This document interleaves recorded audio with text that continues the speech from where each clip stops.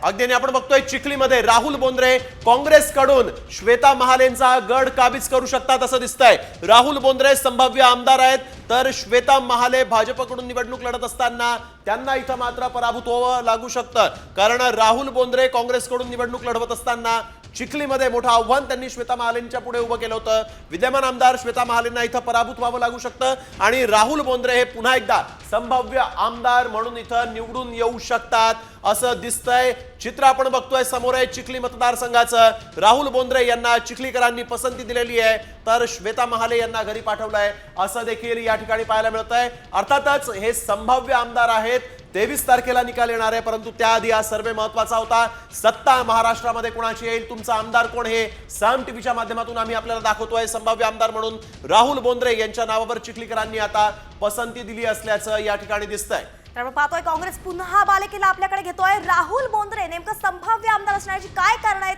ही जाणून घेणं त्यामुळेच यावेळी महत्त्वाचं ठरतंय। थेट जाऊयात आपल्या प्रतिनिधीकडून आणि पुन्हा पाहूयात की काँग्रेसने इथं कशी रणनीती आखली म्हणून हा किल्ला पुन्हा त्यांच्याकडे येतोय।